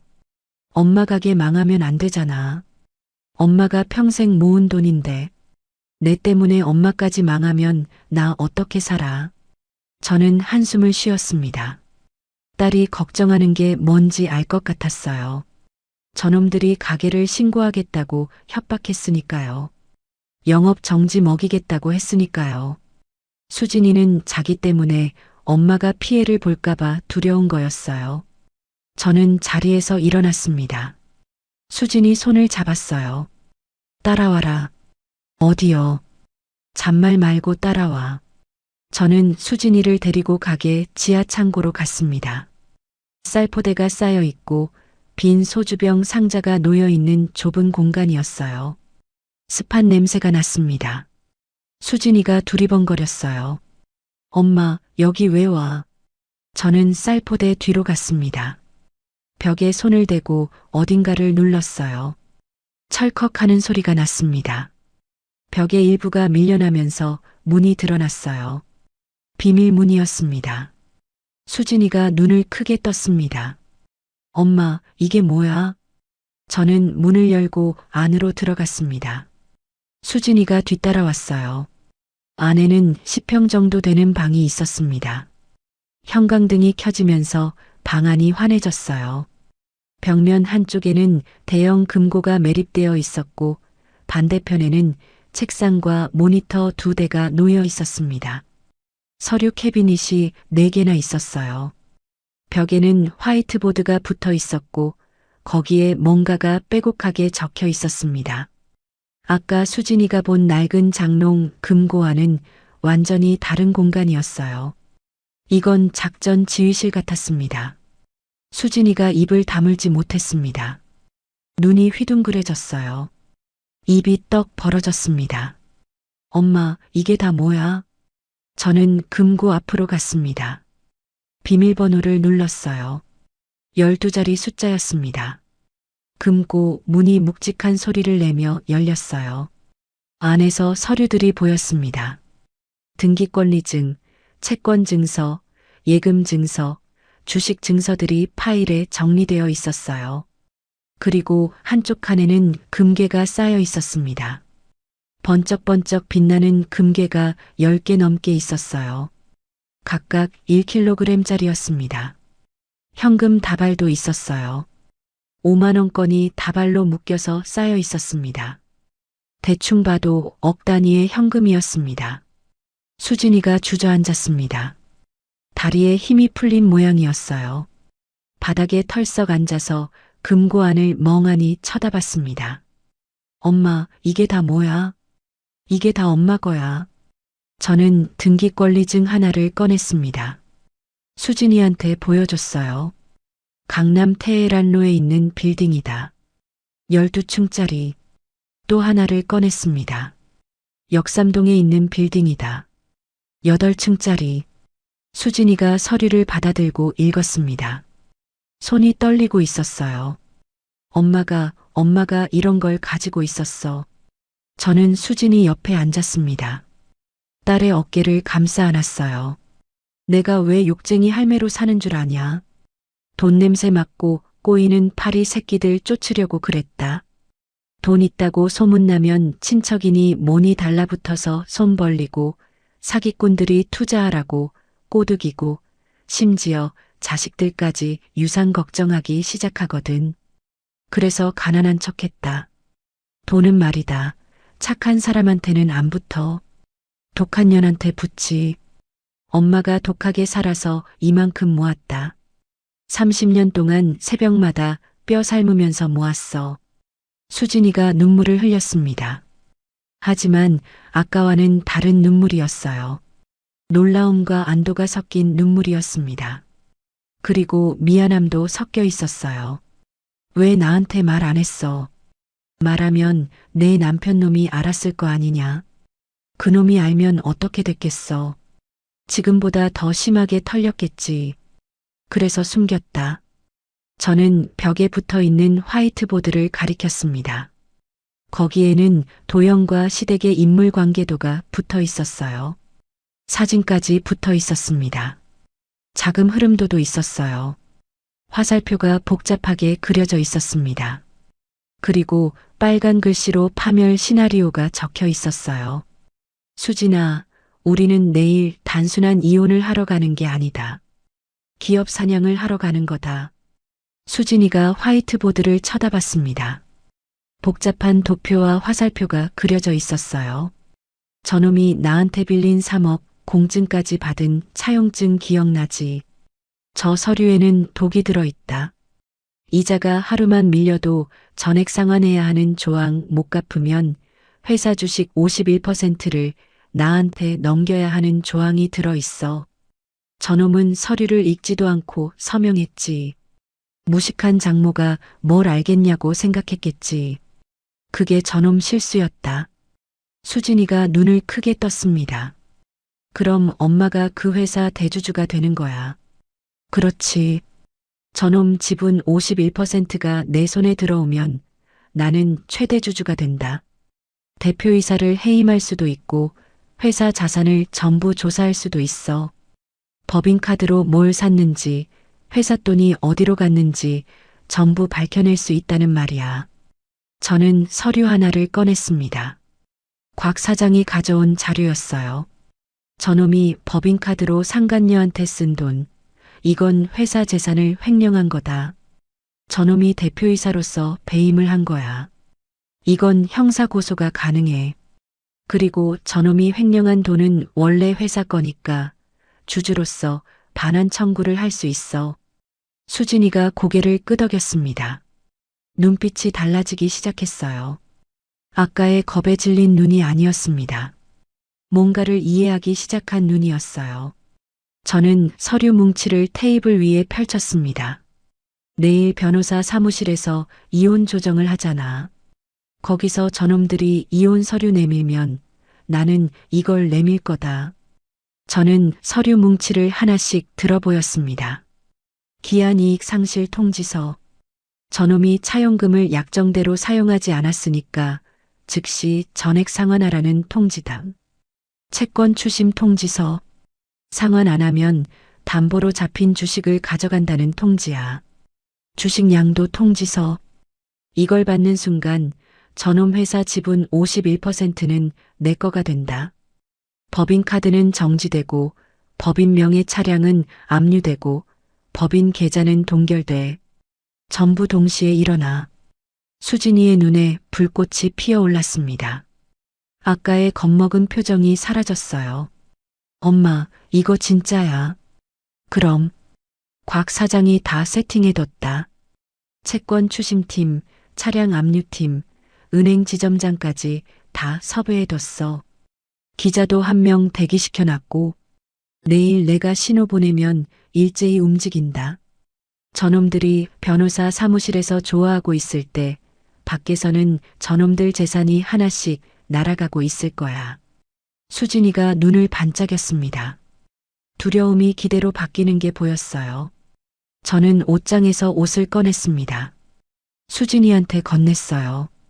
맞춤 정장이었습니다.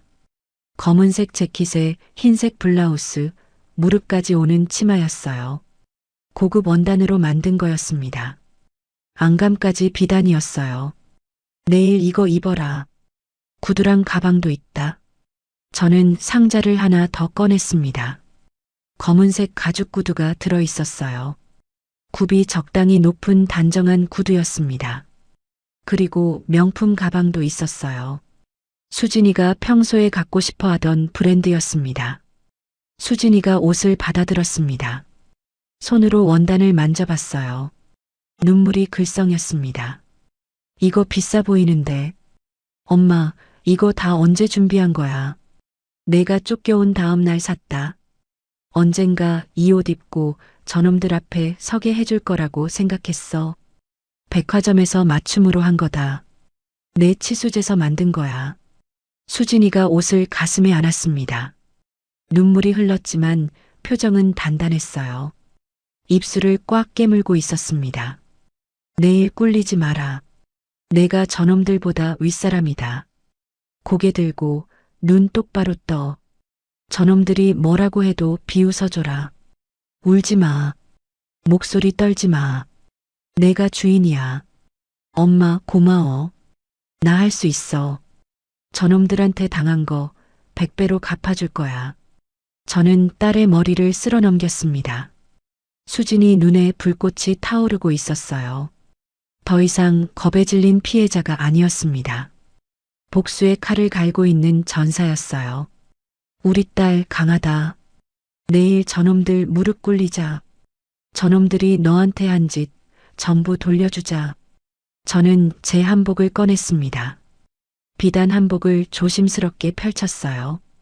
곱디고 온 색이 형광등 아래에서 빛났습니다. 내일은 이 옷을 입고 저놈들 앞에 설 겁니다.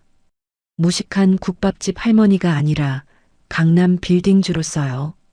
저놈들이 그토록 깔봤던 장모가 사실은 저놈들보다 100배는 부자라는 걸 알게 될 겁니다. 창밖으로 동이 터오고 있었습니다. 긴 밤이 지나가고 있었어요. 저는 영감 사진 앞에 향을 피웠습니다. 잠시 눈을 감고 기도했어요. 영감, 오늘 우리 딸 억울한 거 다 푼다. 하늘에서 지켜봐. 내가 저놈들 박살내는 거 구경해. 수진이가 옆에 와서 섰습니다. 모녀가 나란히 영정 사진을 바라봤어요. 향 연기가 모락모락 피어올랐습니다. 복수의 아침이 밝아오고 있었어요. 오늘이 바로 그날이었습니다. 심판의 날이었어요. 이혼 조정 기일 당일이었습니다. 오전 10시에 강남의 대형 법률사무소에서 만나기로 되어 있었어요. 저는 아침 일찍 일어나서 준비를 했습니다. 비단 한복을 입고 머리를 단정하게 올렸어요. 거울을 보니 낡은 몸빼 바지를 입던 국밥집 할머니가 아니었습니다. 품격 있는 부인이 서 있었어요. 수진이도 맞춤 정장을 입고 나왔습니다. 검은색 재킷에 흰색 블라우스, 단정한 치마 차림이었어요. 어제까지의 겁먹은 얼굴이 아니었습니다. 눈빛이 단단했어요. 엄마, 떨려. 떨려도 떨리는 티 내지 마. 저놈들한테 약점 보이면 안 돼. 저는 핸드폰을 꺼내 곽 사장한테 문자를 보냈습니다. 출발한다 라고요. 곽 사장이 바로 답장을 보내왔어요. 전부 대기 중이다. 신호만 기다린다. 라고 적혀 있었습니다. 저와 수진이는 택시를 타고 강남으로 향했습니다. 차 안에서 저는 서류 가방을 꼭 안고 있었어요. 안에는 오늘의 무기들이 들어 있었습니다. 기한이익 상실 통지서, 주식 양도 통지서, 채권 추심 통지서, 그리고 곽 사장이 모아온 증거 자료들이요. 법률사무소에 도착했습니다. 고층 빌딩의 25층이었어요. 유리로 된 현대식 건물이었습니다. 엘리베이터 문이 열리자 넓은 로비가 나타났어요. 대리석 바닥에 가죽 소파가 놓여 있었습니다. 벽에는 대형 그림이 걸려 있었고 은은한 음악이 흘러나왔어요. 접수대 직원이 저희를 보더니 살짝 놀란 표정을 지었습니다. 아마 제 한복 차림이 의외였나 봐요. 박도영 건으로 오셨나요? 이쪽으로 안내해 드리겠습니다. 복도를 지나 회의실로 향했습니다. 심장이 두근거렸어요. 하지만 발걸음은 당당하게 내딛었습니다. 오늘은 심판의 날이니까요. 회의실 문을 열자 이미 도영과 안사돈이 앉아 있었습니다. 그리고 상간녀 김미라도 있었어요. 배를 내밀고 당당하게 앉아 있었습니다. 변호사 2명도 있었어요. 한쪽에는 중년의 남자 변호사가, 다른 쪽에는 젊은 여자 변호사가 앉아 있었습니다. 안사돈이 저를 보더니 눈을 크게 떴어요.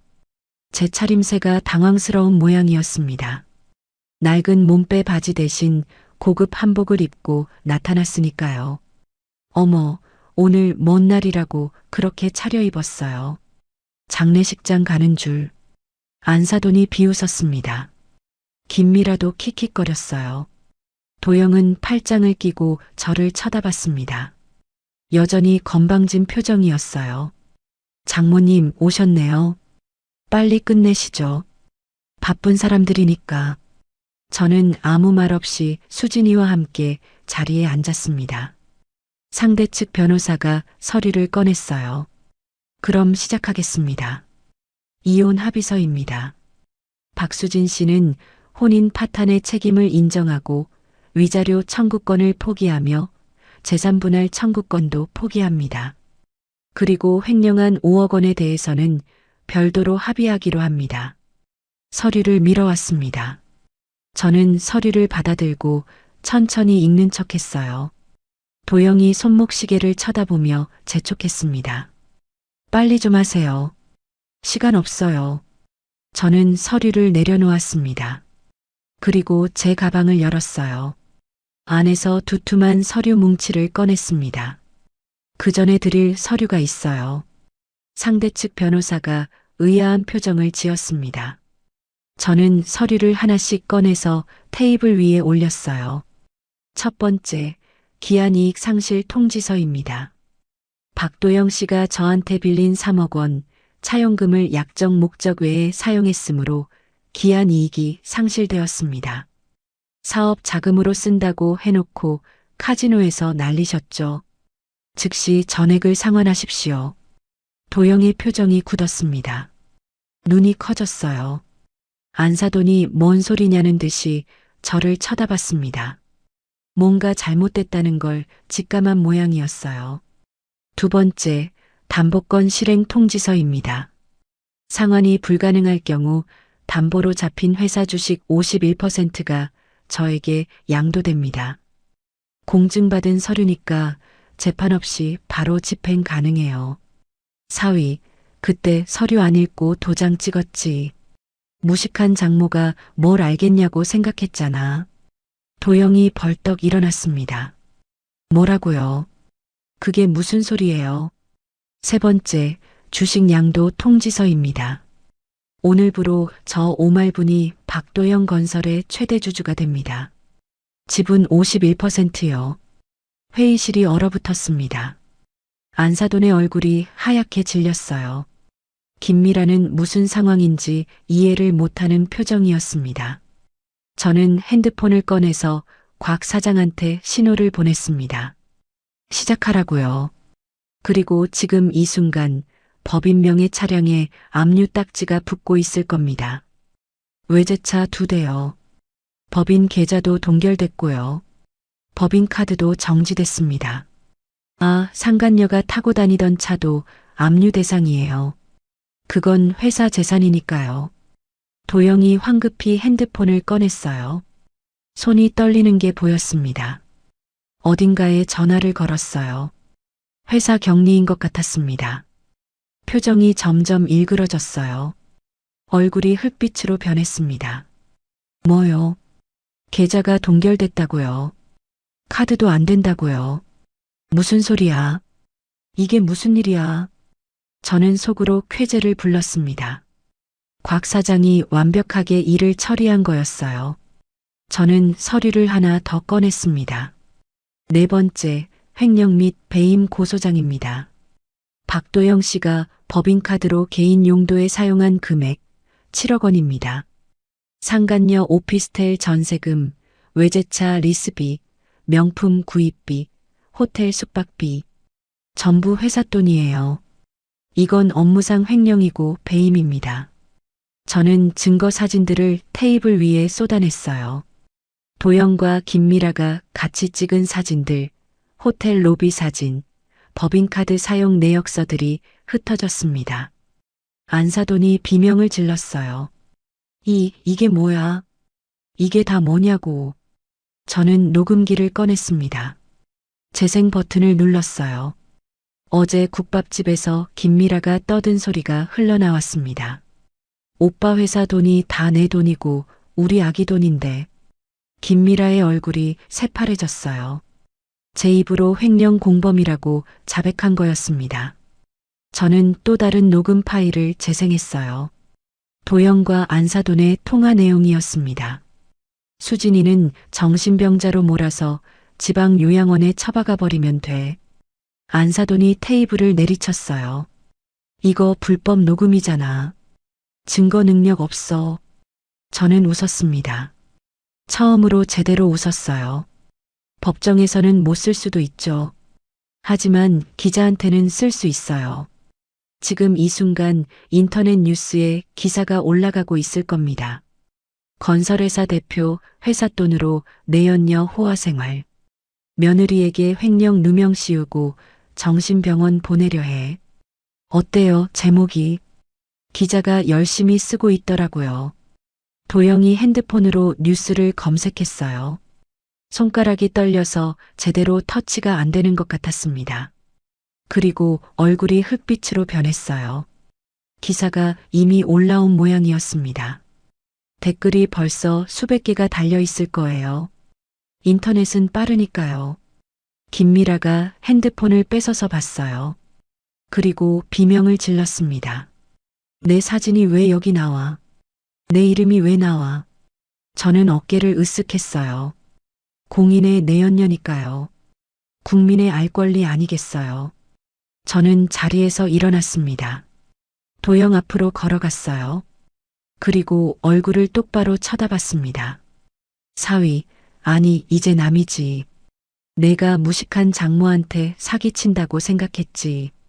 국밥집 할매가 뭘 알겠냐고 생각했잖아. 근데 말이야. 저는 등기권리증을 꺼냈습니다. 도영 눈앞에 들이밀었어요. 나 강남에 빌딩 2채 있어. 내 회사보다 내 재산이 10배는 많아. 내가 나한테 덤빈 거야. 이 바보야. 도영의 무릎이 꺾였습니다. 그대로 바닥에 주저앉았어요. 안사돈도 의자에서 미끄러져 내렸습니다. 김미라는 울기 시작했어요. 수진이가 자리에서 일어났습니다. 도영 앞으로 걸어갔어요. 그리고 내려다봤습니다. 당신이 나한테 한 짓 평생 잊지 마. 정신병자 만들려고 약 먹이고 횡령범으로 몰고 맨발로 내쫓았잖아. 그 대가 치르는 거야. 수진이의 목소리가 떨리지 않았어요. 당당했습니다. 저는 딸이 자랑스러웠습니다. 저는 마지막으로 서류 하나를 더 꺼냈어요. 이혼 합의서였습니다. 하지만 내용이 달랐어요. 여기 진짜 이혼 합의서야. 위자료 5억, 재산 분할 3억, 그리고 횡령 누명에 대한 정신적 손해배상 2억. 합쳐서 10억이야. 여기 서명해. 도영이 고개를 저었어요. 서명할 수 없다고요. 저는 어깨를 으쓱했습니다. 안 해도 돼. 어차피 내 회사는 이제 내 거니까.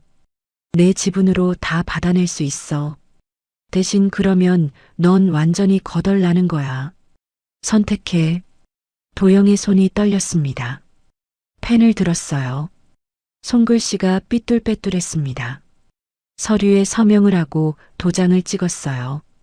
땀이 이마에서 흘러내렸습니다.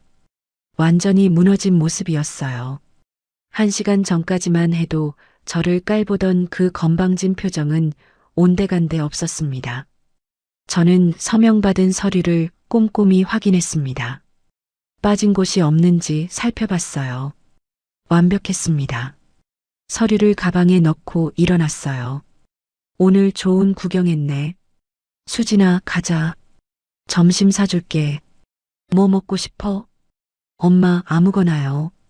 뭐든 맛있을 것 같아요. 수진이가 환하게 웃었습니다.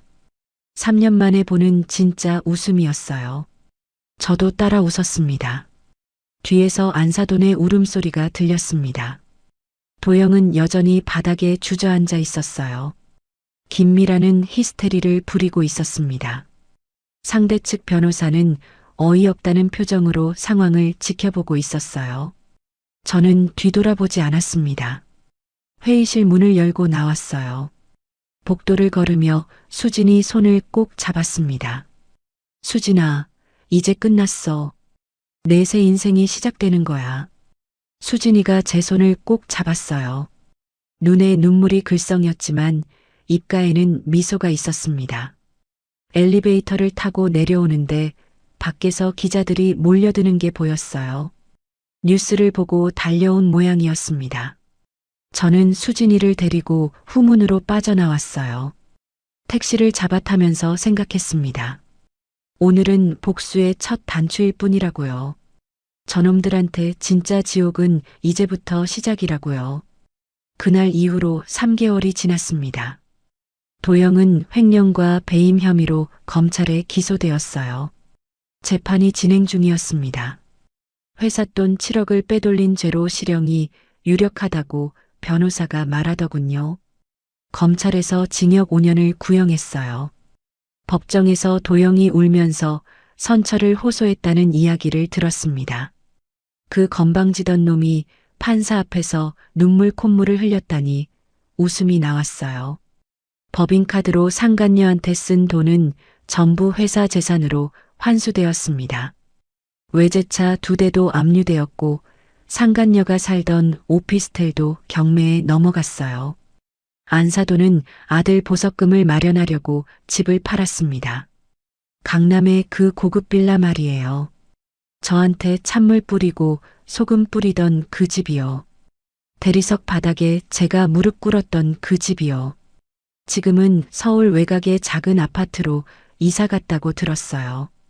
50평 넘던 집에서 25평짜리 아파트로 쪼그라들었습니다. 걔한테 최고급 육포 먹이던 여자가 이제는 마트 할인 식품을 사 먹는다더군요. 그 개도 팔았다고 해요. 유지비가 없어서요. 상간녀 김미라는 도영한테 버림받았습니다.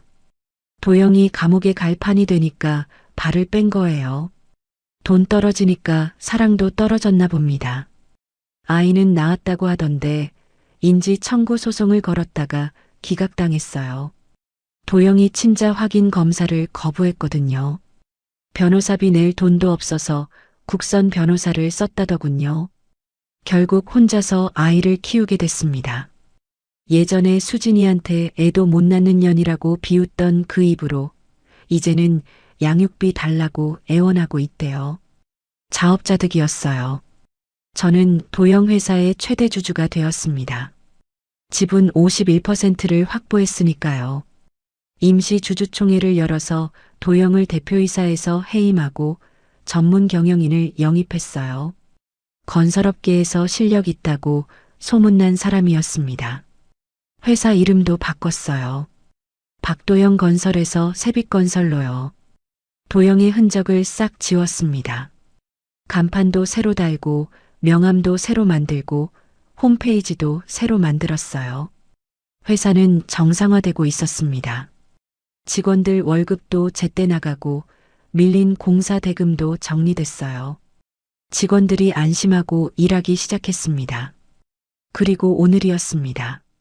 저는 아침 일찍 일어나서 국밥을 끓였어요. 30년 넘게 해온 일이지만 오늘은 기분이 달랐습니다. 콧노래가 절로 나왔어요. 뽀얀 국물이 보글보글 끓는 소리가 음악처럼 들렸습니다. 수진이가 방에서 나왔어요. 정장을 차려입고 있었습니다. 오늘은 수진이의 첫 출근 날이었거든요. 3개월 전 저는 수진이한테 제안을 했어요. 세빛건설의 기획팀에서 일해보지 않겠냐고요. 처음에 수진이는 고개를 저었습니다.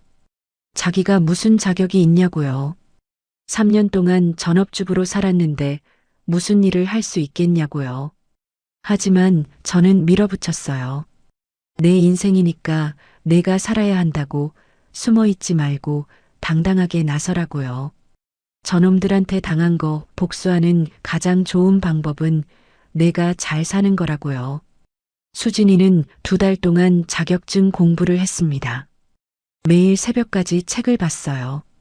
눈이 충혈되도록 공부했습니다. 모르는 게 있으면 인터넷 강의를 찾아보고 문제집을 풀고 오답 노트도 만들었어요. 저는 옆에서 국밥을 끓여주고 야식을 챙겨줬습니다. 그리고 수진이는 시험에 합격했어요. 합격 통지를 받던 날 수진이가 펑펑 울었습니다. 기쁜 눈물이었어요. 제 딸은 원래 똑똑한 애였습니다. 저놈한테 시달리느라 자기 능력을 펼칠 기회가 없었을 뿐이었어요. 엄마, 나 떨려. 떨려도 떨리는 티 내지 마. 내가 거기 주인이야. 최대 주주 딸이잖아. 그래도 첫날인데. 저는 수진이 앞에 국밥 한 그릇을 놓았습니다. 김이 모락모락 피어올랐어요. 밥 먹고 가라. 든든하게 먹어야 힘이 나지. 수진이가 숟가락을 들었어요.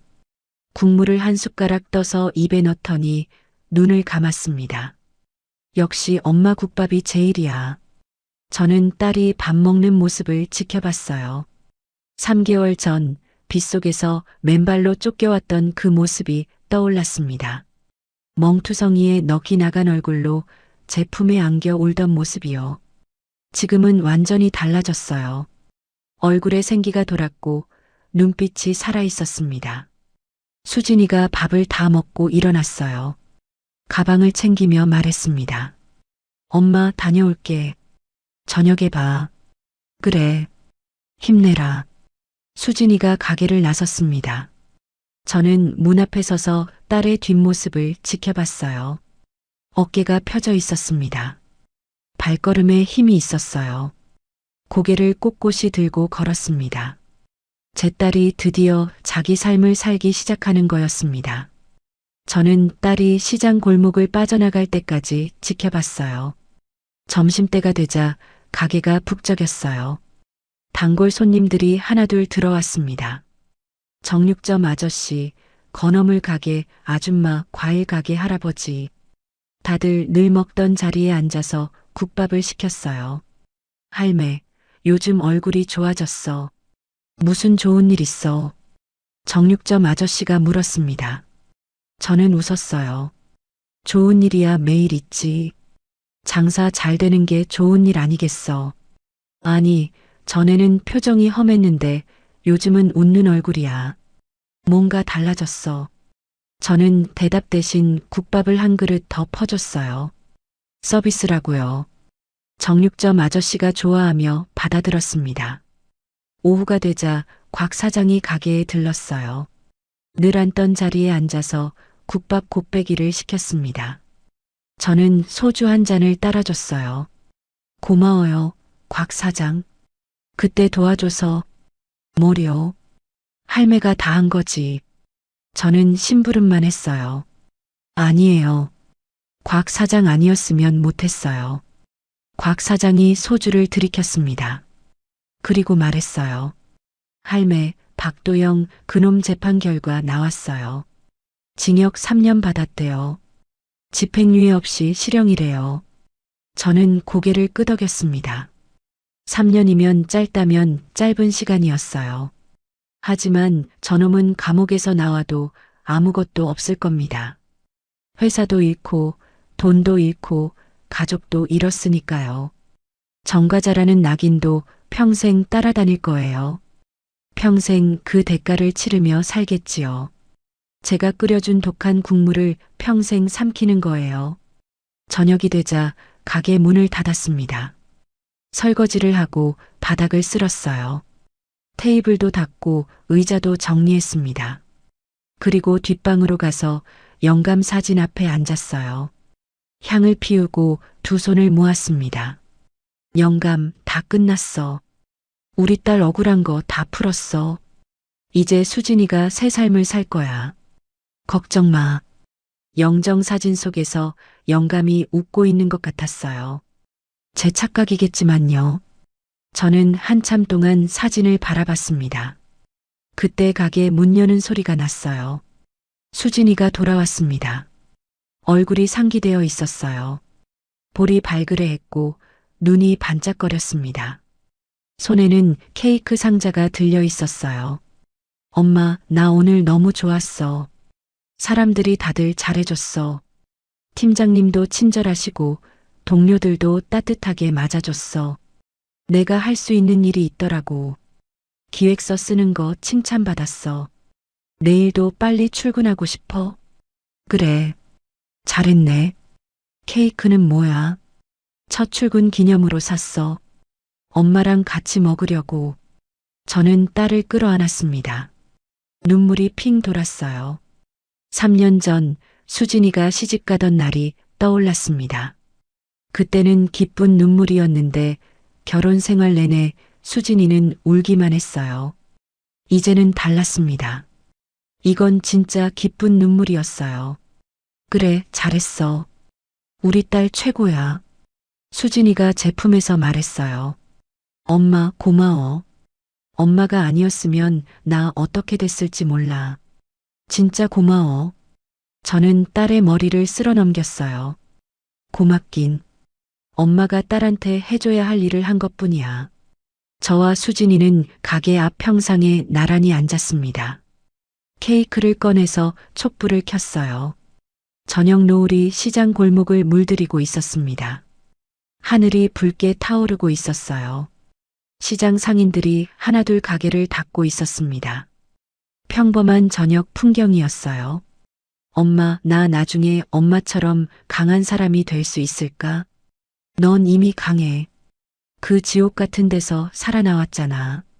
3년을 버텼잖아. 그것만으로도 충분히 강한 거야. 그리고 다시 일어섰잖아. 그게 진짜 강한 거야. 수진이가 제 손을 잡았어요. 따뜻한 손이었습니다. 예전에 얼음장처럼 차갑던 그 손이 이제는 온기가 돌았어요. 저는 시장 골목을 바라봤어요.